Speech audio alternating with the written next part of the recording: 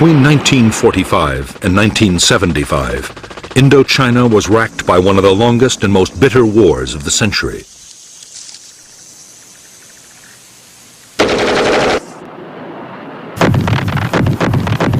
The battle for Vietnam drew in millions of soldiers, Vietnamese, French, American, Australian, Korean, and British, and profoundly affected the lives of vast numbers of civilians.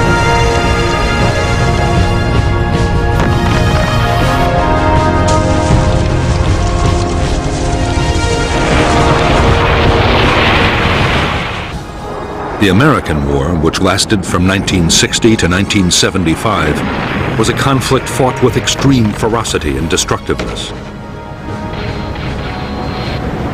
There was, on the ground, a guerrilla war of firefights, merciless search and destroy operations, and endless sieges, and also an air war of extreme intensity. 8 million tons of bombs wrought havoc on the landscape and people.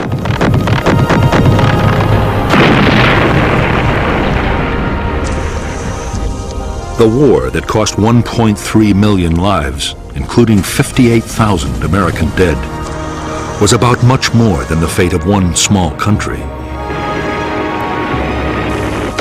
20 years before the first American combat soldiers set foot in Vietnam, the seeds for America's war had been sown.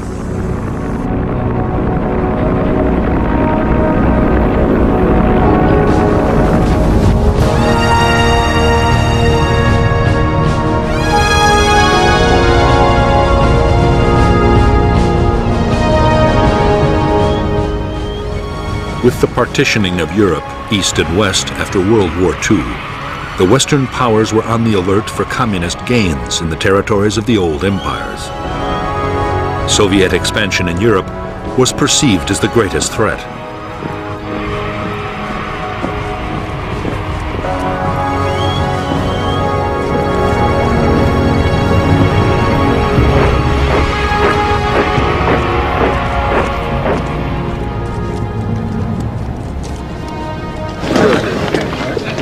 In October 1949, Mao Zedong proclaimed the People's Republic of China. The battle lines of the Cold War were now clearly drawn.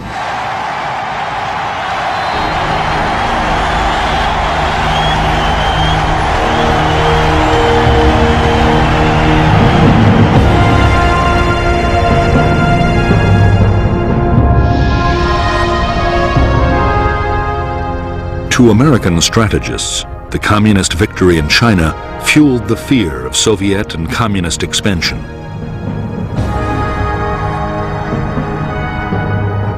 At stake, they believed, were economic interests throughout Asia and the Pacific, and U.S. communication and trade links to the Indian Ocean.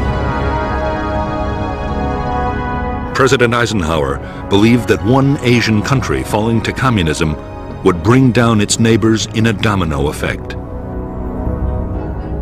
Soviet and Chinese power would advance southwards until even the Australian continent was threatened.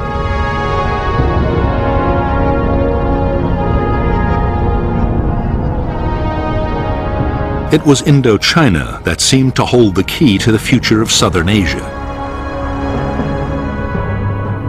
The region bordered the newly created Chinese People's Republic and was still a French colony. French strategy was to hold on to power by creating puppet states in Vietnam, Laos, and Cambodia. The biggest obstacle to the French plan was the Viet Minh, a huge Vietnamese independence movement.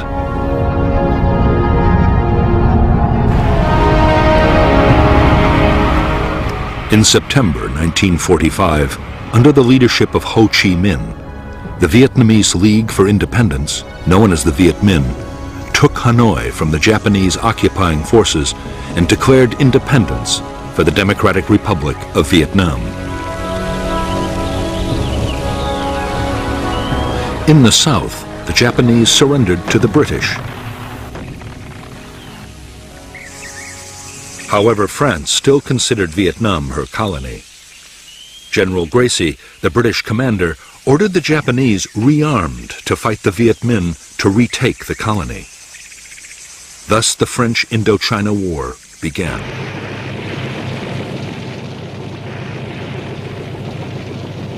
In the war between the French and the Viet Minh, the United States had until recently stayed strictly neutral.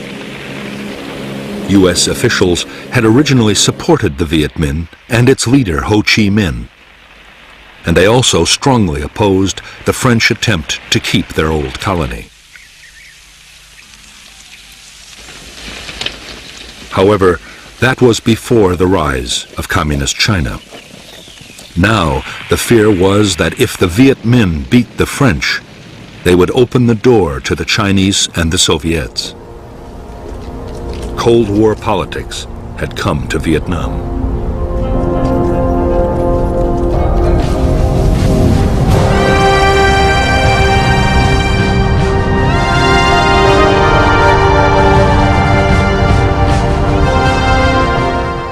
The Soviet Union and China recognized the Viet Minh as the only legitimate government of Vietnam in January 1950. Already China was giving Ho Chi Minh arms, ammunition, and training bases.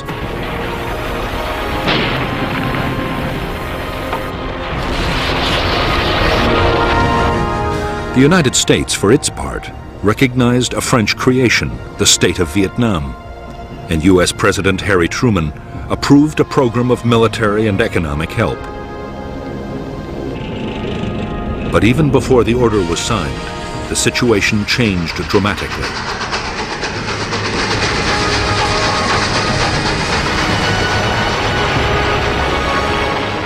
In June 1950, war broke out in Korea. Communist northern forces, backed by the Soviet Union and China, invaded the South, and the U.S. sent troops to intervene.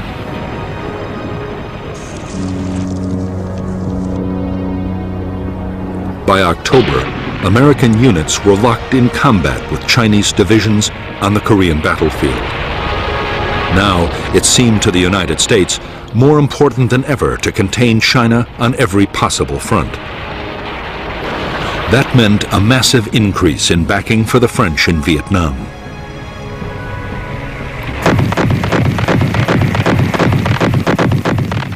By 1953, a year into the presidency of Dwight D. Eisenhower, U.S. support for the French war against the Viet Minh had turned into a flood of arms and cash. The United States paid 3/4 of the cost, a staggering $1 billion in 1954.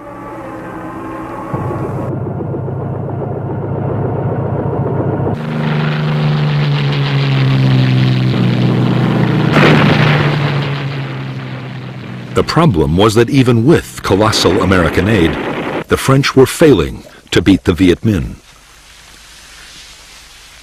The guerrillas now numbered 120,000 trained troops, backed by 200,000 local fighters.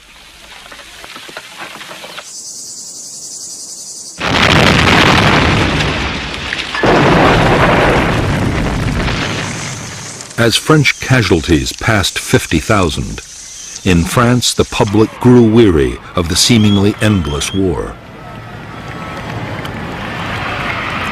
There were calls for negotiations with the Viet Minh. Pressure for talks grew even greater as the conflict in Korea ended. But Eisenhower and his Vice President Richard Nixon were dead set against any compromise.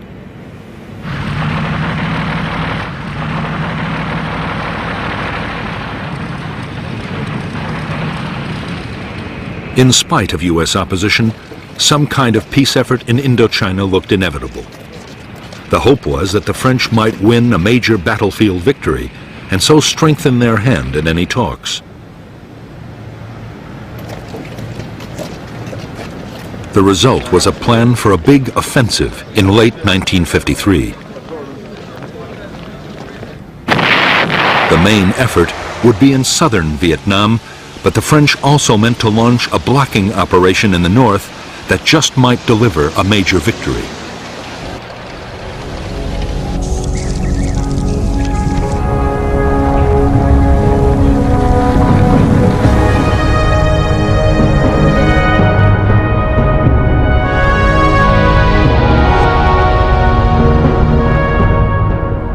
By now, vast tracts of French Indochina had fallen under Viet Minh control.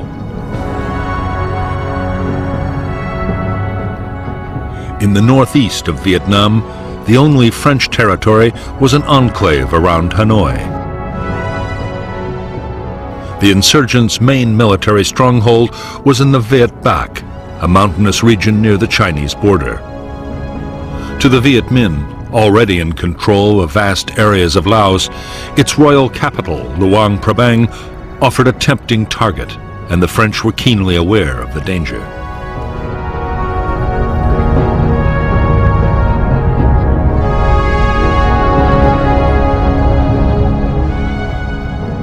The French plan was to create at Dien Bien Phu, deep in hostile territory, a fortified base which would threaten the enemy's supply lines to Laos. Just as important, the fort might act as bait, luring the Viet Minh to attack with their best troops. The base could be supplied from Laos overland, and it could also be reinforced by air. The result they hoped for would be a set-piece battle that would allow superior French firepower to inflict a decisive defeat on the Viet Minh.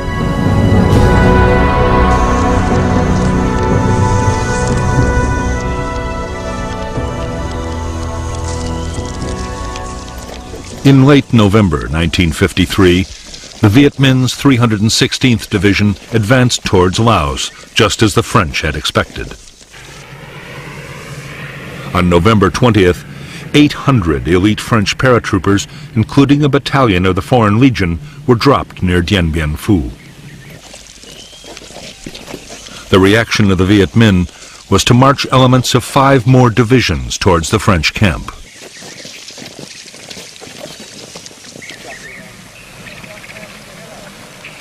The French paratroopers at Dien Bien Phu quickly set about building fortifications and an airstrip. The idea was to mount offensive sweeps into the surrounding area, but soon the French were forced to think again.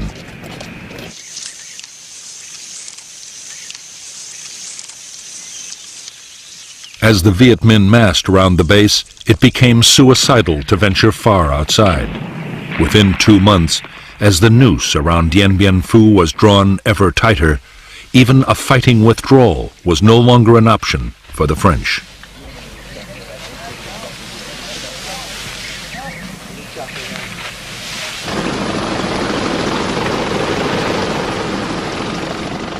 Even though his forces were now surrounded, the French commander, Colonel Christian de Castries, was completely confident. He was certain that aircraft could supply all the base's needs. Only enemy artillery posed any real danger.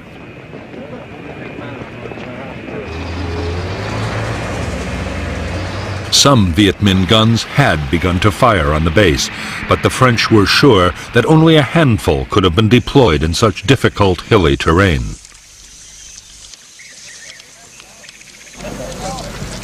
As for Viet Minh supplies and reinforcements, French air power would make sure they never reached Dien Bien Phu.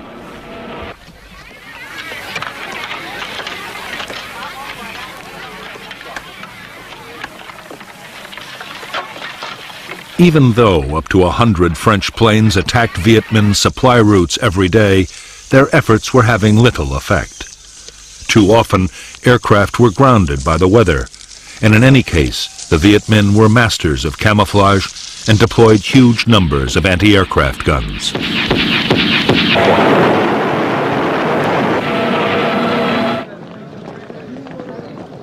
In a massive effort over several months, General Voi Nguyen Giap, the Viet Minh commander, used 50,000 support troops to deploy more than 200 artillery pieces and anti-aircraft guns and a vast supply of ammunition around Dien Bien Phu. It was one of the most extraordinary feats of logistics in military history. To the 10,000 French now inside the base, the realization that they were surrounded by field guns and mortars and 4 deadly Soviet Katyusha rocket systems came as a dreadful shock.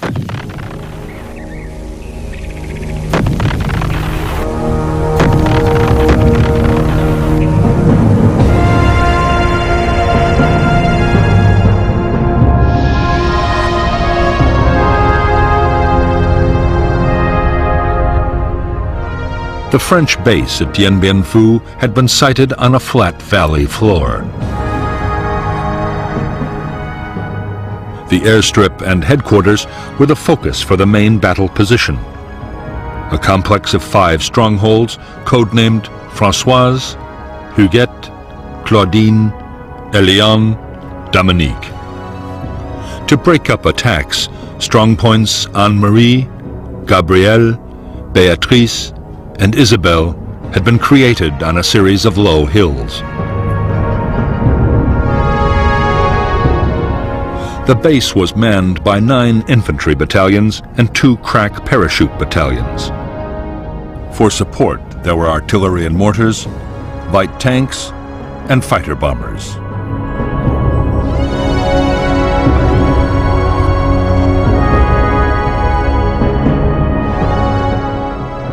By early March 1954, 49,000 Viet Minh had deployed around Dien Bien Phu. 3 infantry divisions and 2 independent regiments were supported by the field guns of the 351st Heavy Division on the hills to the east, and by heavy mortars on all sides. Anti-aircraft guns were secretly placed to cover the air routes in and out of the valley.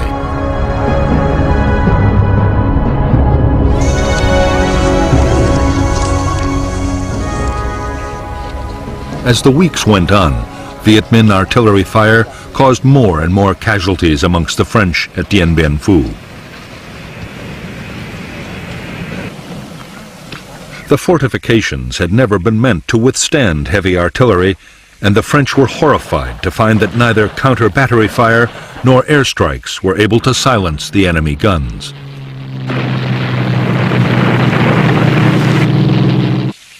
They were too well dug in to hillside caves and bunkers, and too well camouflaged.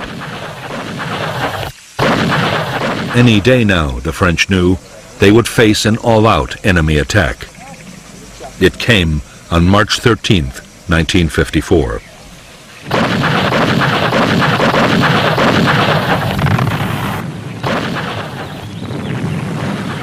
The Viet Minh assault began with a massive artillery bombardment. French gun positions in the central area were hammered. In 3 days, after repeated human wave assaults and hopeless French counterattacks, the Viet Minh took the northern strongpoints of Béatrice, Gabrielle, and Anne-Marie.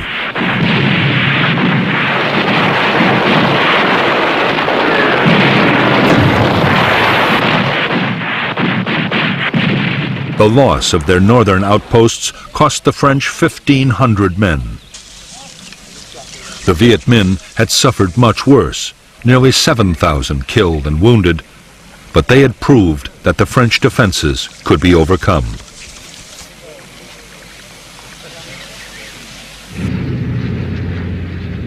They had also closed down the base's main airfield for good.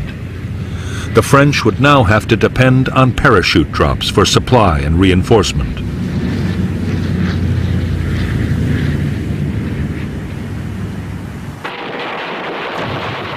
After a 2-week lull, the Viet Minh renewed their offensive.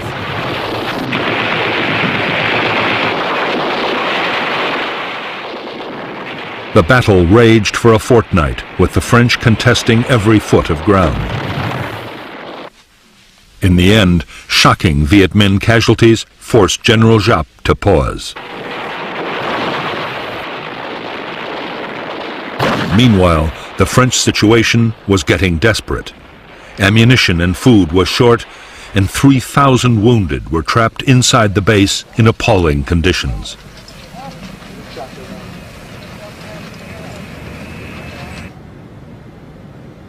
With disaster looming on the battlefield, the French appealed to the United States for help.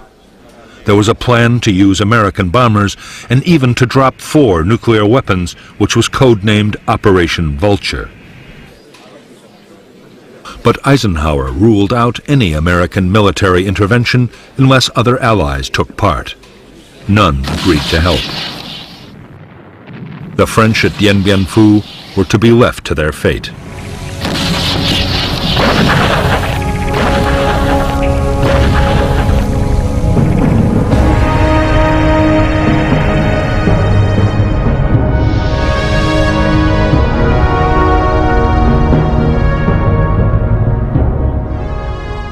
Although the outpost Isabelle was still in French hands, it was by now cut off from the central stronghold at Dien Bien Phu. Besieged by the Viet Minh 304th Division, Isabelle was under heavy artillery fire. Incredibly, although attacked time and time again, the post would hold out until the very end of the battle.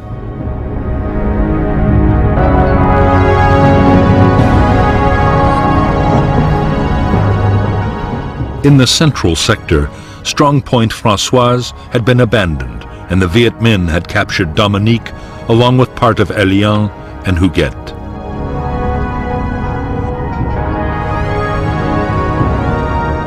However, there were two new strong points, Sparrowhawk and Juno.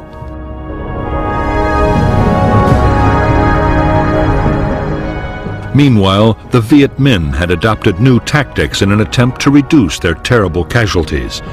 Secretly, they had dug more than 50 miles of trenches, creeping right up to the French perimeter.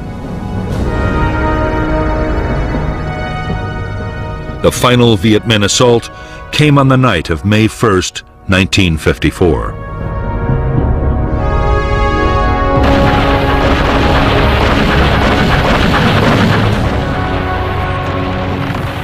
After a massive barrage, the Viet Minh infantry hit the remaining bunkers of Huguette and Elian. In spite of fierce French resistance, positions fell one by one until, on the evening of the sixth day, a huge mine demolished part of Elian and its last bunkers were overrun.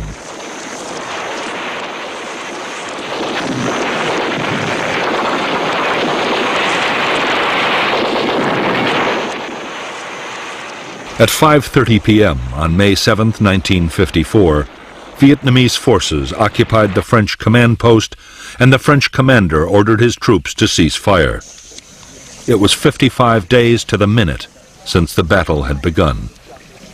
At Dien Bien Phu, 3,000 French troops had been killed and 8,000 wounded. The Viet Minh had suffered much worse, with more than 8,000 dead and 12,000 wounded. But for them, the outcome had still been a triumph. On the eve of an international conference on Indochina, they had shattered France's resolve to carry on the war.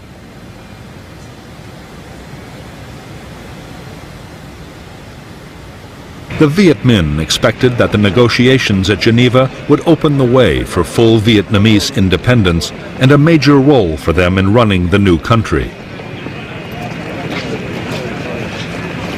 In fact, the Viet Minh negotiators faced bitter disappointment.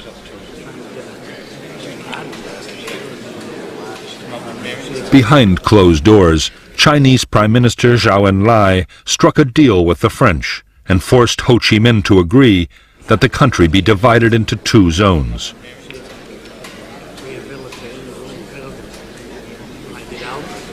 There was to be a ceasefire, but there would be no immediate decision about who was to control Vietnam until elections settled the future.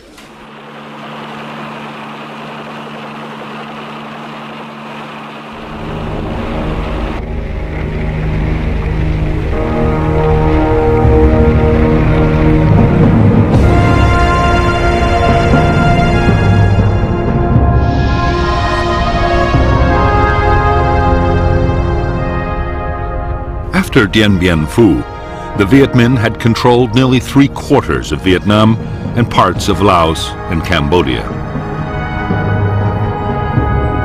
At the peace conference, Laos and Cambodia were confirmed as independent states, but Vietnam was divided at the 17th parallel.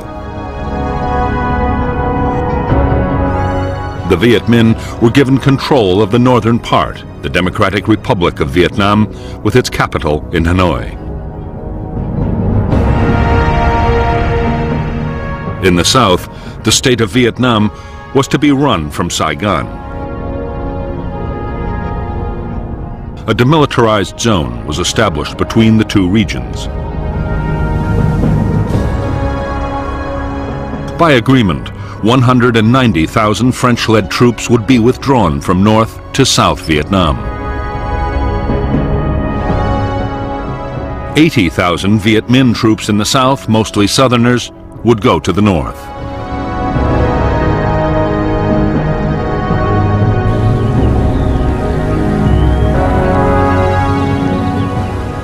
For the French, the prospect of withdrawing from the northern part of Vietnam was deeply humiliating.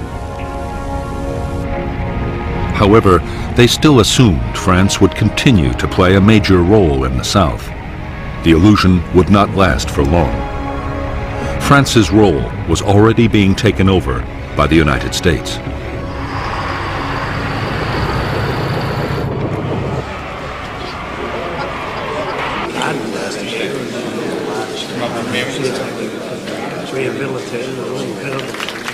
On September 8, 1954, at a conference in the Philippines, the U.S. sponsored the creation of the Southeast Asia Treaty Organization, which would soon include South Vietnam.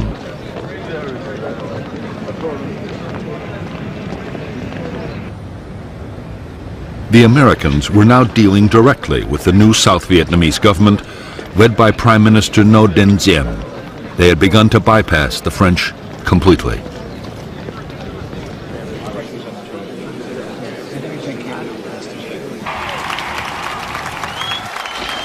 On October 9, 1954, the Viet Minh 308th Division, veterans of Dien Bien Phu, marched in triumph into Hanoi, in accordance with the Geneva Agreement.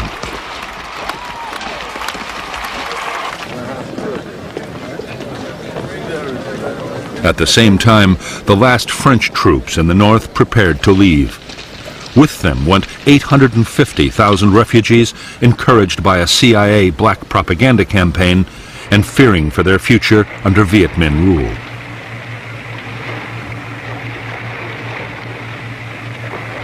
Before the very eyes of the French and the Vietnamese people, Vietnam was crystallizing into two separate states, each with its own government, its own army, and its own Cold War allies.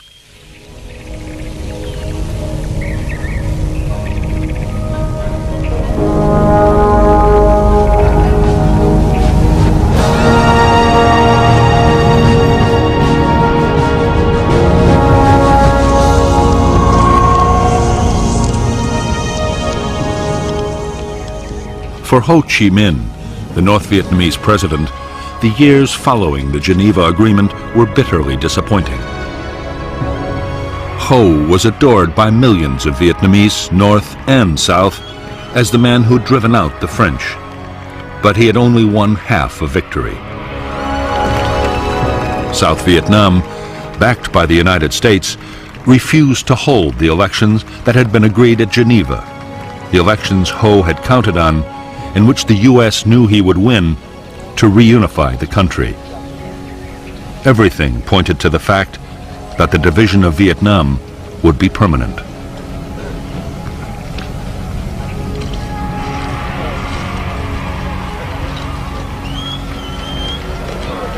As a nationalist and founder of the Indo-Chinese Communist Party, Ho Chi Minh was fast transforming North Vietnam.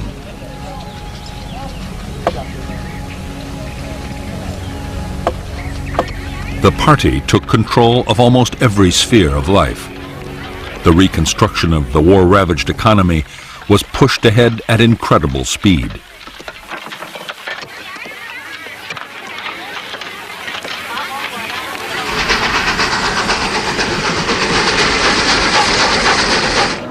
One of Ho Chi Minh's highest priorities was to get as much aid for North Vietnam as he could from the Soviet Union and China. In July 1955 in Moscow, he won promises of cash help for the North to stave off a food crisis. The Russians also pledged to send technicians and military advisors. At the same time, China meant to match or even better the Soviet offer.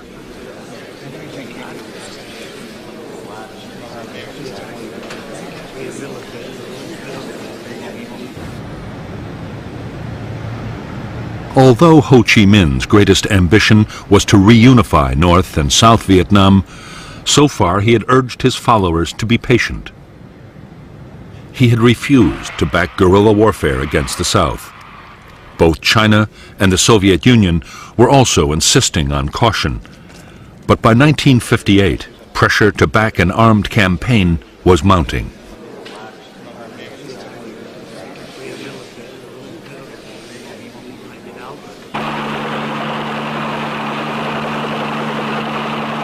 The tens of thousands of southern Viet Minh soldiers who came north after the Geneva Accords were by now restless and homesick. There was more pressure from inside the South, where the Viet Minh that had stayed behind were being wiped out by the new regime.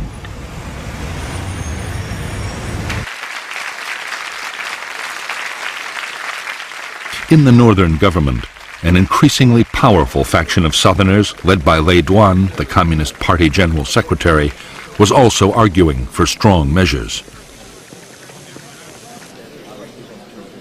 In January 1959, with Ho Chi Minh's blessing, the North Vietnamese Communist Party voted to support armed revolution in South Vietnam. To help the campaign, 4,500 Viet Minh Southerners were prepared for infiltration back into the South.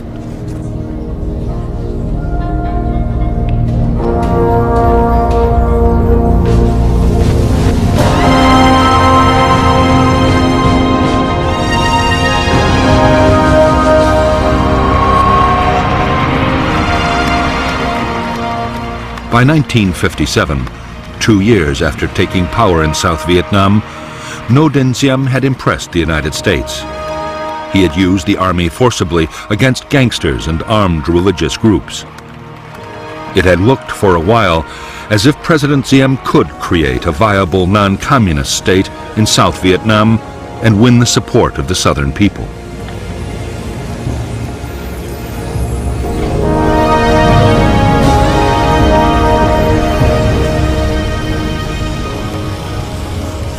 In fact, Diem had no intention of introducing the democracy or the social reforms that the United States wanted. He unleashed a savage campaign against his political opponents, using the army and police to make mass arrests.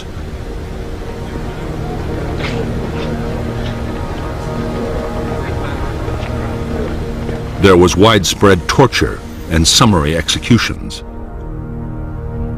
At the same time, Diem's own family built up enormous wealth and power, while most of the South Vietnamese continued to live in dire poverty.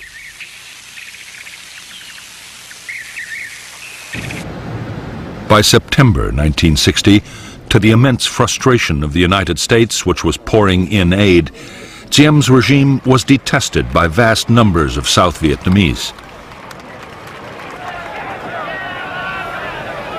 There was already virtual civil war, with armed rebellions breaking out all over the country.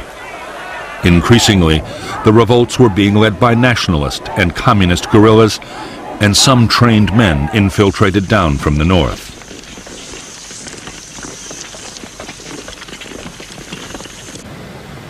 Over 12 months, 1,400 local government officials and civilians were killed, and a further 700 kidnapped.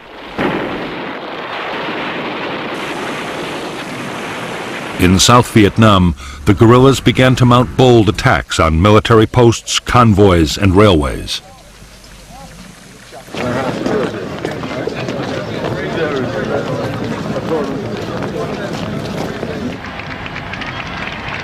As events in South Vietnam spiraled towards chaos, in January 1961, John F. Kennedy took office as the 35th President of the United States. Almost at once, Kennedy faced a series of Cold War crises. Soviet Premier Nikita Khrushchev was preparing to resume atmospheric testing of atomic weapons. Khrushchev also promised to increase Russian support for communism around the world.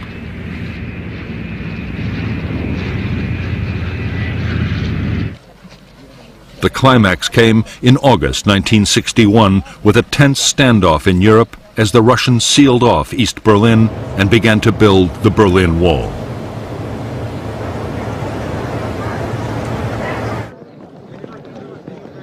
Kennedy's reaction to the sense of mounting threat was to order a massive strengthening of American defenses.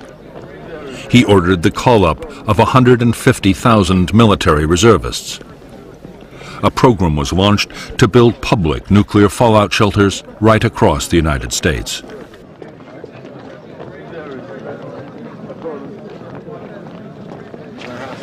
There was a surge in arms production, especially of strategic nuclear weapons.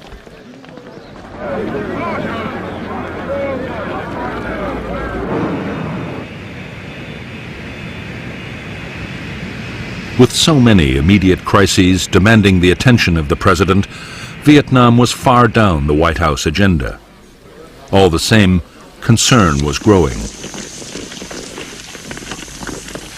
The South Vietnamese guerrillas were now 17,000 strong. In September 1961, there were 450 attacks, some involving hundreds of guerrillas at a time.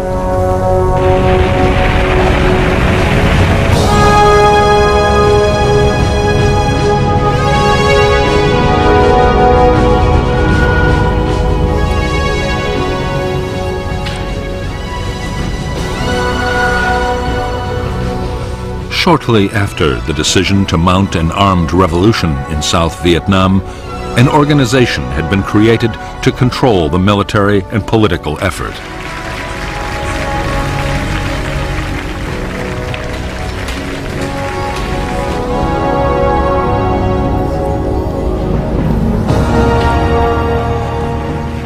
This organization, the National Liberation Front, represented a wide range of political, ethnic, and religious groups.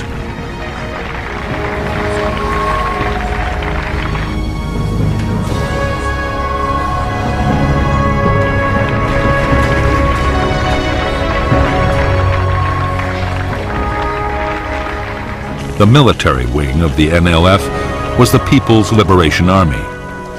The army included guerrillas who had been sent down from North Vietnam, Viet Minh veterans, and local armed groups.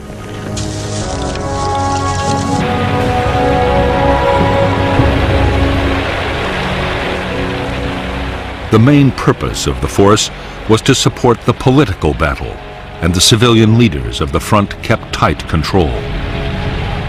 President Dien christened them the Viet Cong, the Vietnamese Communists, and the name stuck.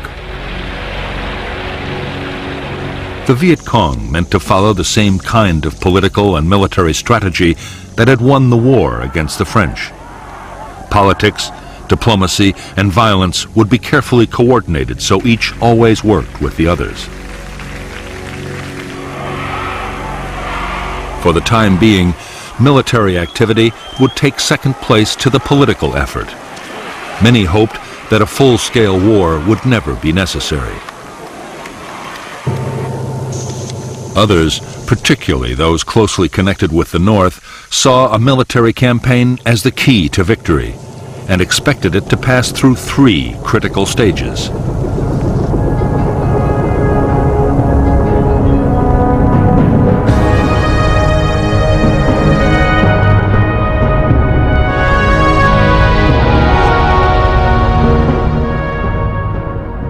In the first phase of the revolution, with the National Liberation Front's insurgents greatly outnumbered by Saigon's army, the task for guerrilla units would be to survive in the face of government attack.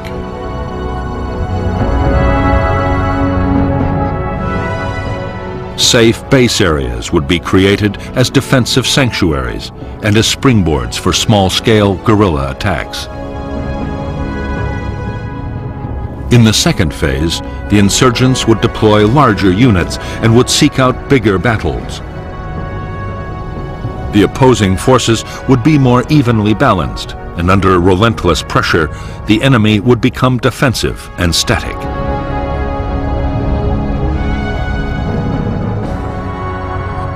In the third phase, at the key moment when the NLF became stronger than the government army, they would launch large-scale assaults against enemy installations and seek out decisive conventional battles. This phase, the general offensive, combined with uprisings in the cities and towns, would bring the downfall of the Saigon regime and the reunification of Vietnam.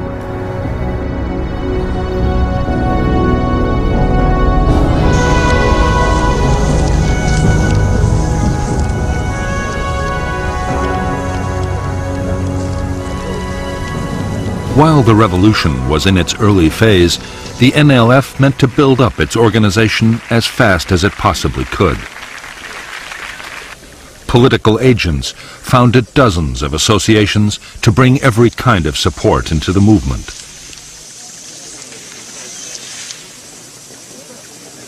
There were associations for women, farmers, students, and workers. In less than 2 years, the front claimed 300,000 members.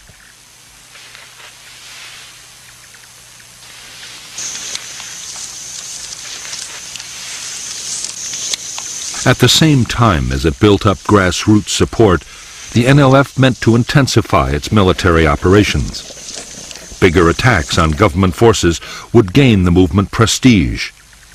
Meanwhile, intensive training and preparation by North Vietnamese officers would forge the Viet Cong into an efficient and formidable fighting machine.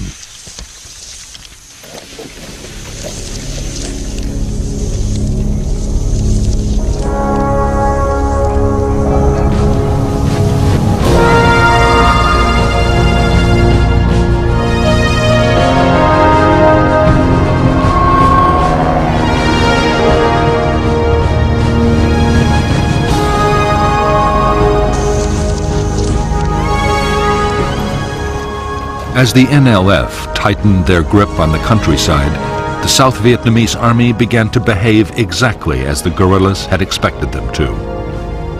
They grew increasingly defensive, staying in fortified posts and never venturing out after dark.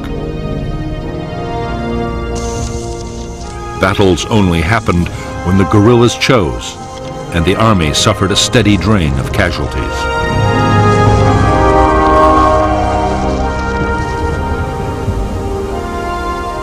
By now, there were 900 American military advisors in South Vietnam, charged with building up and training the South Vietnamese armed forces. They were appalled by the Army's dismal performance against the guerrillas, but saw no reason why the South Vietnamese shouldn't be able to cope. What they wanted was a much more aggressive approach.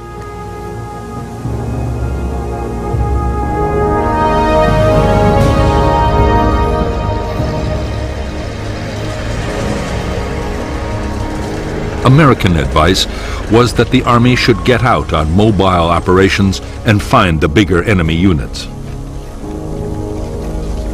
The Civil Guard and militia could look after local security. The Americans developed a counterinsurgency plan, supposed to better coordinate the different forces, but progress on the ground was painfully slow.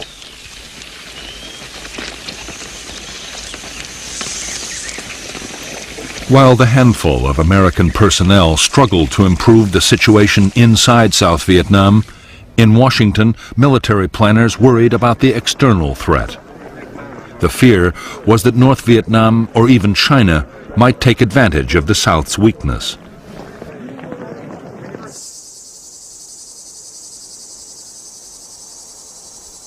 Already, with the approval of the White House, a contingency plan had been drawn up for putting in American combat troops if an invasion looked imminent.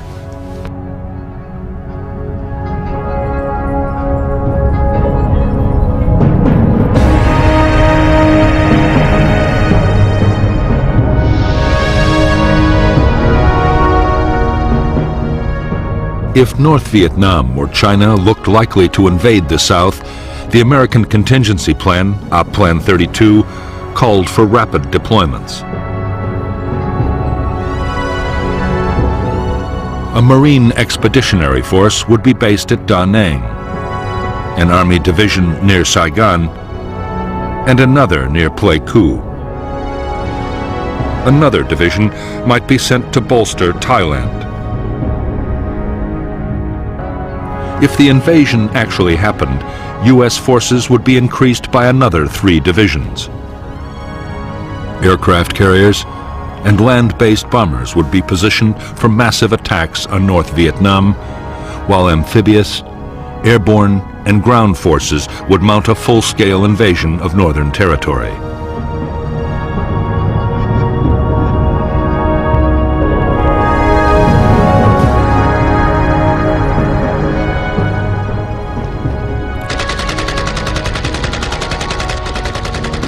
By now, the guerrilla war in South Vietnam looked so dangerous that American military planners believed the country might collapse even without a northern invasion.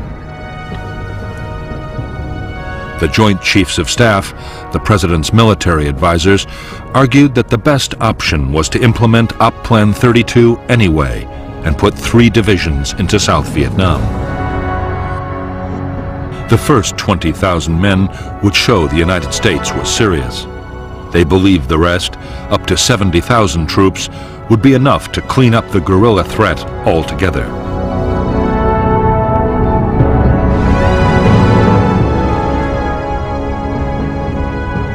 Although the Secretary of Defense, Robert McNamara, was in favor of sending in troops, President Kennedy had no desire to embroil American soldiers in an Asian guerrilla war. But neither could the president afford accusations that he was soft on communism. In November 1961, Kennedy approved a compromise plan drawn up between McNamara and the Secretary of State, Dean Rusk.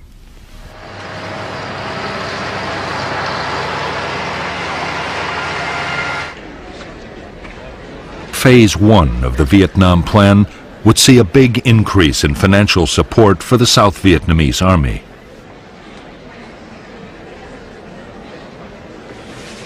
The number of American military advisors in Vietnam would be raised to over 3,000. More American equipment would be sent, including helicopters, 300 pilots to fly them, and maintenance personnel. For the time being, the President put off a decision on the second phase, the possible deployment of American combat troops.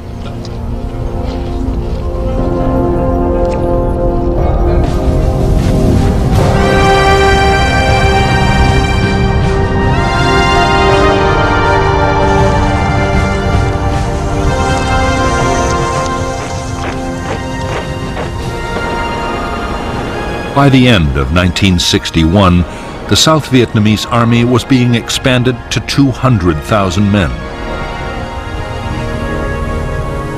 South Vietnam also had Marine units, a small Air Force flying American aircraft, and a Navy for coastal patrol. As well as the regular armed forces, there was the 68,000-man paramilitary Civil Guard and various local militia.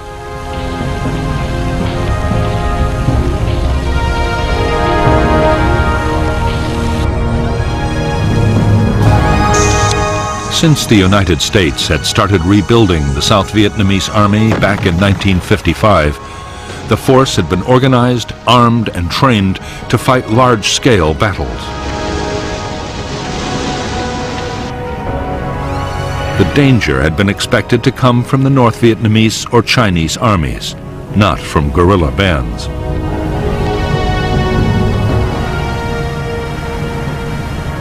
Commanders had been taught to mount big operations and to use massive firepower wherever they could. In fact, the South Vietnamese Army's entire structure and military doctrine had been copied wholesale from the United States Armed Forces.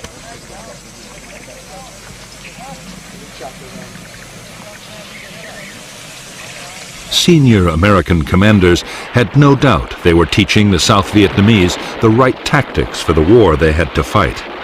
Their main worries were about leadership and morale.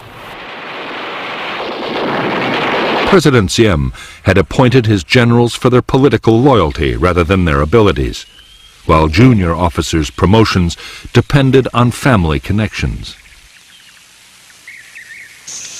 As for the men, they were sometimes so poorly supplied they had to steal food. Desertions were running at 400 a month.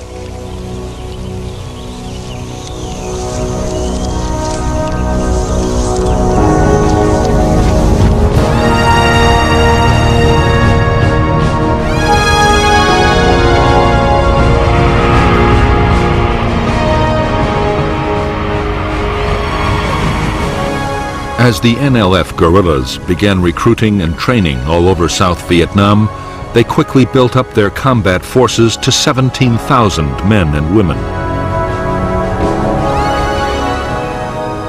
These were the main force troops, uniformed and trained to fight anywhere in units hundreds strong.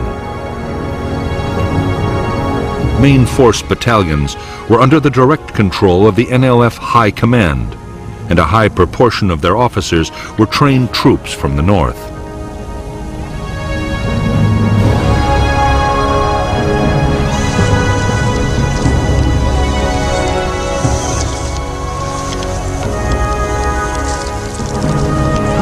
The NLF were also creating regional and local forces.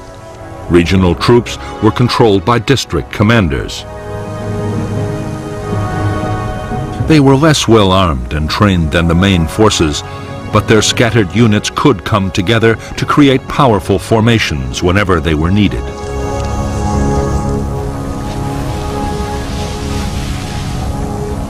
Local guerrilla units were based in the villages.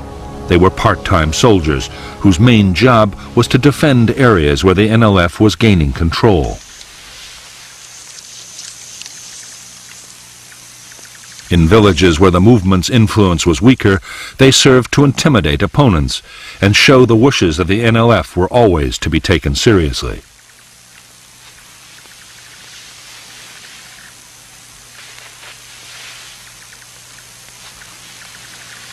The vast majority of new recruits to the NLF were teenagers with no military experience. In the hamlets, they were organized by political officers into three-person cells. Long ago, the Chinese Communists had found that three made for a group more tightly knit and loyal than any other number.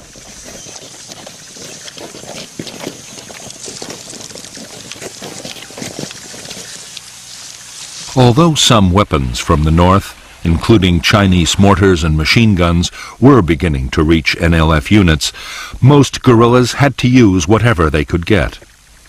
Rifles and equipment captured from the government army or left over from the French War made up the bulk of the arsenal.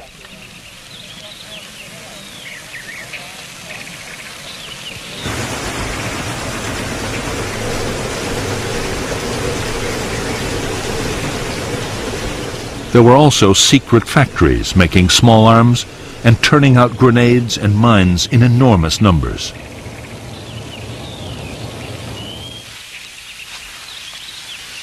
Local forces depended on even more primitive weapons. Some were designed mainly to frighten intruders, but others were extremely dangerous. Punji traps, sharp spikes hidden in pits, could easily disable an enemy soldier. Punjis were often contaminated to increase the risks of infection.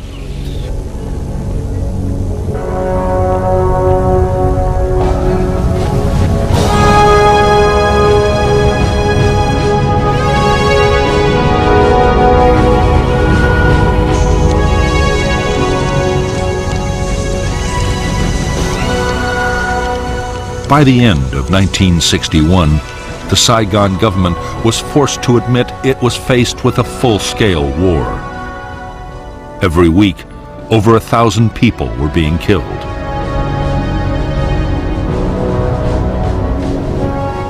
All over the country, the NLF were organizing whole districts along communist lines, controlling education, health, and agriculture.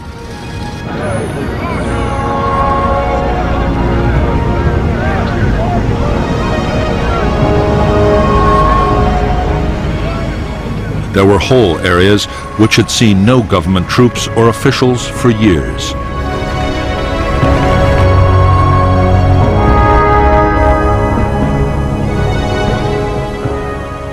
In spite of all the setbacks, American military advisors in South Vietnam were still confident the fight against the communists could be won. By this time, they themselves were getting more deeply involved in the battle. Advisors were strictly forbidden to engage in actual combat, but the reality of war was starting to take over.